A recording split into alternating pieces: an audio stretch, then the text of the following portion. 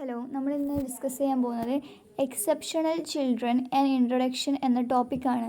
ഈ ടോപ്പിക്കിൽ എക്സെപ്ഷണൽ ലേണേഴ്സിൻ്റെ സ്ട്രെങ്ത്, നീഡ്സ്, ഡെവലപ്മെൻറ്റൽ ഡിഫറൻസസ് എന്നിവയെക്കുറിച്ചാണ് പറയാൻ പോകുന്നത്. ഇതിൽ ഫസ്റ്റ് നമ്മൾ ഡിസ്കസ് ചെയ്യാൻ പോകുന്നത് കോൺസെപ്റ്റ് ഓഫ് എക്സെപ്ഷണൽ ചൈൽഡ് എന്ന ടോപ്പിക്കാണ്. എക്സെപ്ഷണൽ ചൈൽഡ് എന്ന് പറയുന്നത് സാധാരണ കുട്ടികളിൽ നിന്ന് മെൻ്റലി, ഫിസിക്കലി, സോഷ്യലി വ്യത്യാസമുള്ള കുട്ടികളെയാണ് സൂചിപ്പിക്കുന്നത്. അവരുടെ കഴിവുകൾ സാധാരണ കുട്ടികളെക്കാൾ വളരെ കൂടുതലോ അല്ലെങ്കിൽ കുറവോ ആയിരിക്കും. അതുകൊണ്ട് ഇവർക്ക് സ്പെഷ്യൽ എഡ്യൂക്കേഷൻ അല്ലെങ്കിൽ സ്കൂളുകളിൽ പ്രത്യേക സഹായം ആവശ്യമാണ്. അതിലൂടെ അവരുടെ പരമാവധി കഴിവ് വളർത്താൻ കഴിയും. എഡ്യൂക്കേഷണൽ സയൻസിൽ എക്സെപ്ഷണൽ ചൈൽഡ് എന്ന് പറയുന്നത് പഠനത്തിൽ വളരെ മികവുള്ളവരായ കുട്ടികളെയും അല്ലെങ്കിൽ പഠനത്തിൽ പിന്നോക്കം നിൽക്കുന്നവരായ കുട്ടികളെയും ഉൾപ്പെടുന്നതാണ്. അതായത് ഡിസേബിൾഡ് ആയിട്ടുള്ള, ഗിഫ്റ്റഡ് ആയിട്ടുള്ള, ഡിസഡ്വാൻറ്റേജ്ഡ് ആയിട്ടുള്ള കുട്ടികളെയല്ല എക്സെപ്ഷണൽ ചൈൽഡ് എന്നാണ് പറയുന്നത്. റീസെൻ്റ്ലി ഇത്തരത്തിലുള്ള കുട്ടികളെ ചിൽഡ്രൻ വിത്ത് സ്പെഷ്യൽ നീഡ്സ് എന്നാണ് വിളിക്കുന്നത്. ഇനി നമ്മൾ പറയാൻ പോകുന്നത് കുറച്ച് ഡെഫിനിഷൻസ് ആണ്. അതായത് ക്രുക്ഷാങ്കും ക്രോയും എക്സെപ്ഷണൽ ചൈൽഡിന് തന്ന ഡെഫിനിഷൻസ് ആണ്. ക്രുക്ഷാങ്ക് പറഞ്ഞത് ഫിസിക്കലി, മെൻ്റലി, സോഷ്യലി സാധാരണ വളർച്ചയിൽ നിന്ന് ഏറെ വ്യത്യസ്തമായ കുട്ടികളെയാണ് എക്സെപ്ഷണൽ ചൈൽഡ് എന്ന് പറയുന്നത്. അവർക്ക് സാധാരണ ക്ലാസ് മുറിയിലെ പഠനം അത്ര വർക്കാവില്ല. അതുകൊണ്ട് തന്നെ അവർക്ക് പ്രത്യേക പരിചരണവും വിദ്യാഭ്യാസവും ആവശ്യമാണ്. ക്രോയിൻകോറോ പറഞ്ഞത് എക്സെപ്ഷണൽ അഥവാ ആറ്റിപ്പിക്കൽ എന്ന് പറയുന്നത് സാധാരണ കുട്ടികളിൽ നിന്ന് വളരെ വ്യത്യസ്തമായ പ്രത്യേക ഗുണമുള്ളവരെയാണ്. ആ ഗുണം അത്ര ശക്തമായതിനാൽ ആ കുട്ടിക്ക് പ്രത്യേക ശ്രദ്ധയും പരിചരണവും ആവശ്യമായി വരുന്നു. കൂടാതെ അവൻ്റെ പെരുമാറ്റത്തിലും പ്രവർത്തികളിലും അതിൻ്റെ സ്വാധീനം ഉണ്ടാവുകയും ചെയ്യും. ഇനി പറയാൻ പോകുന്നത് ക്യാരക്ടറിസ്റ്റിക്സ് ഓഫ് എക്സെപ്ഷണൽ ചിൽഡ്രൻ ആണ്. സാധാരണ അവരെ ഏജിലുള്ള കുട്ടികളെക്കാളും ക്ലിയർ ഡിഫറൻസ് അവർ കാണിക്കും, അവരെ സ്വഭാവത്തിലോ പെരുമാറ്റത്തിലെല്ലാം. പിന്നെ അവർക്ക് മെൻ്റലി, ഫിസിക്കലി, ഇമോഷണലി, സോഷ്യലി കുറച്ച് ഡീവിയേഷൻ ഉണ്ടാവും അവർ ആ ഏരിയൽസെല്ലാം. പിന്നെ ഒന്നുകിൽ അവരുടെ എബിലിറ്റീസ് വളരെ കൂടുതലോ അല്ലെങ്കിൽ ബിലോ ആയിരിക്കും. അവർക്ക് പിന്നെ അടുത്ത പോയിന്റ് എന്ന് പറയുന്നത് അവർക്ക് സ്പെഷ്യൽ എഡ്യൂക്കേഷണൽ സപ്പോർട്ട് ആവശ്യമാണ്.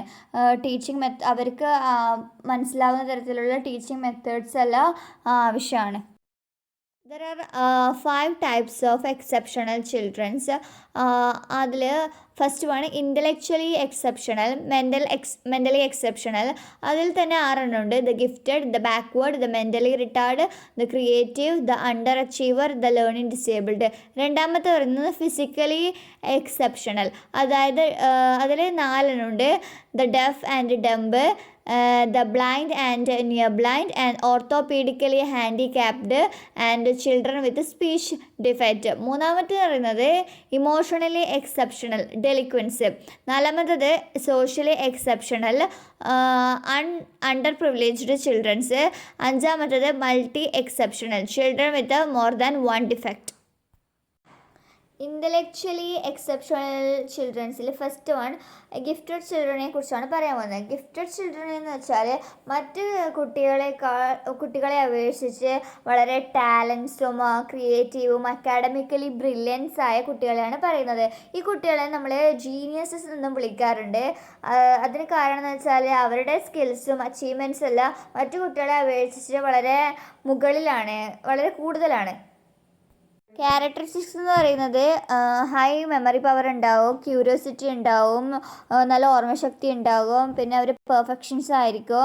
അവർക്ക് ലാർജ് വൊക്കാബുലറിയും സ്ട്രോങ് വെർബൽ സ്കിൽസും ഉണ്ടായിരിക്കും.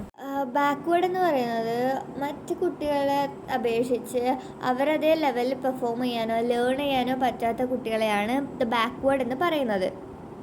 അവരുടെ വിദ്യാഭ്യാസ നേട്ടം സ്വാഭാവിക കഴിവിനേക്കാൾ താഴെയായിരിക്കും.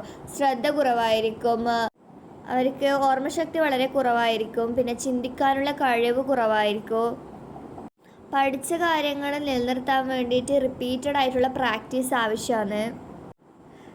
ഭാഷയിലൂടെ സ്വയം പ്രകടിപ്പിക്കാൻ ബുദ്ധിമുട്ടും സ്വയം തീരുമാനമെടുക്കാനുള്ള കഴിവും കുറവായിരിക്കും. ദ മെൻ്റലി റിട്ടാർഡഡ് ആ കാറ്റഗറിയിൽ ബുദ്ധിശേഷി ശരാശരിയേക്കാൾ കുറവായിരിക്കും. പിന്നെ ഡെവലപ്മെൻ്റ് എല്ലാം വളരെ ഡിലേ ആയിട്ടാണ് നടക്കുക. പിന്നെ അവർക്ക് ലേണിങ്ങിലും പ്രോബ്ലം സോൾവിങ്ങിലും റീസണിങ് എല്ലാം ഡിഫിക്കൽട്ടി ഉണ്ടാവും. അവരുടെ ദിനചര്യ കാര്യങ്ങളിലും സ്വയം പരിപാലിക്കാനും അവർക്ക് കഴിവ് കുറച്ച് കുറവായിരിക്കും. സോഷ്യൽ സ്കിൽസും കമ്മ്യൂണിക്കേഷനും ലിമിറ്റഡ് ആയിരിക്കും, കുറവായിരിക്കും. ദ ക്രിയേറ്റീവ് എന്ന് പറയുന്നത് അവർ വ്യത്യസ്തമായും പുതുമയോടു കൂടി ചിന്തിക്കും. അവർക്ക് പുതിയ ആശയങ്ങൾ അറിയാനുള്ള കൗതുകമുണ്ടാകും. മാറ്റങ്ങളോട് അവർ എളുപ്പത്തിൽ പൊരുത്തപ്പെടുകയും ചെയ്യും.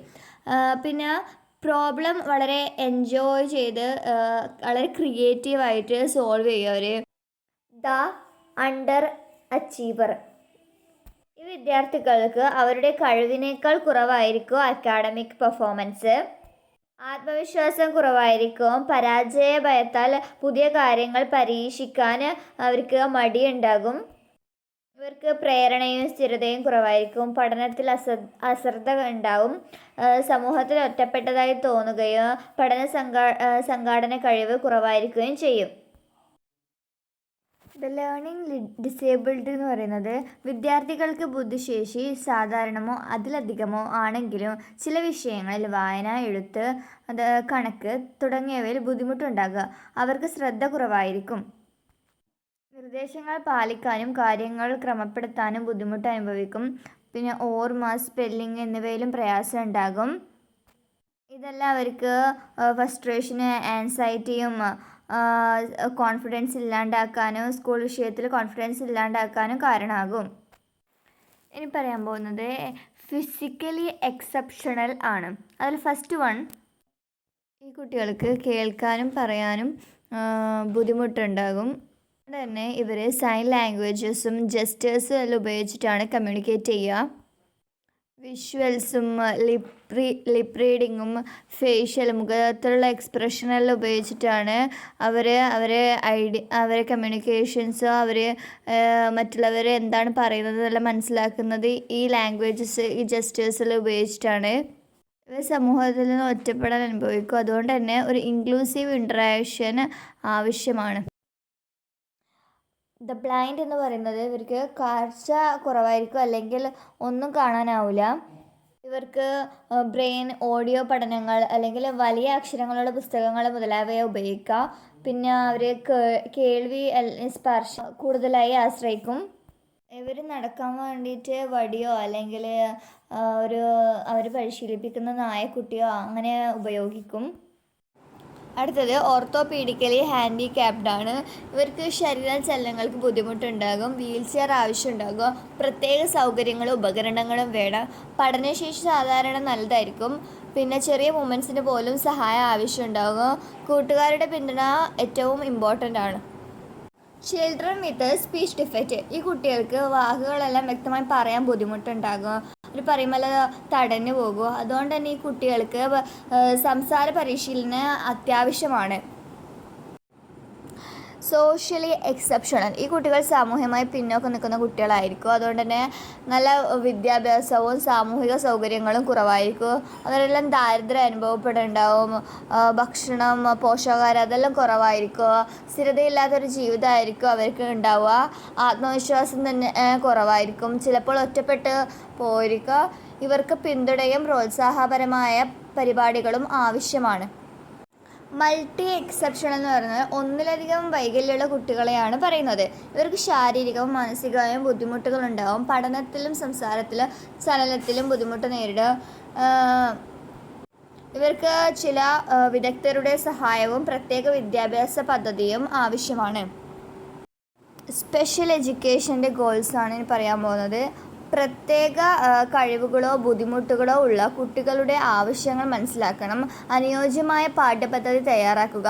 ശരിയായ പഠനരീതികൾ ഉപയോഗിക്കണം. ആവശ്യമായ ഉപകരണങ്ങൾ നൽകണം. കുട്ടികളെ പ്രോത്സാഹിപ്പിച്ച് പഠനത്തിൽ മുന്നോട്ട് നയിക്കുക. ഇത്തരത്തിലുള്ള കുട്ടികളെ സ്കൂളിൻ്റെ പ്രവർത്തനങ്ങളിൽ പങ്കെടുക്കാൻ പ്രോത്സാഹിപ്പിക്കണം. ആത്മവിശ്വാസം വളർത്തുന്ന രീതിയിൽ പഠിപ്പിക്കുക. അവരെ തുടർച്ചയായി വിലയിരുത്തി പുരോഗതി ഉറപ്പാക്കുക. ഗവേഷണങ്ങളും പരിശീലന പരിപാടികളും മുഖേന ഇവർക്കുള്ള പദ്ധതികൾ നടപ്പാക്കുക. എന്നതാണ് സ്പെഷ്യൽ എഡ്യൂക്കേഷൻ്റെ ലക്ഷ്യങ്ങൾ. So exceptional children and introduction എന്ന ടോപ്പിക്കിൽ ഇത്രയാണ് പറയാനുള്ളത്. അവരുടെ നീഡ്സ്, അവരുടെ സ്ട്രെങ്ത്, അവരുടെ കഴിവുകൾ, അവർക്ക് വേണ്ടുന്ന വിദ്യാഭ്യാസ രീതികൾ, അവർക്ക് ആവശ്യമുള്ള കാര്യങ്ങൾ ചെയ്തു കൊടുത്ത് എത്തരത്തിൽ അവരുടെ കഴിവുകളെ എത്തരത്തിൽ അവരെ സഹായിക്കാം എന്നതാണ് ഇതിലൂടെ പറയുന്നത്. So thank you.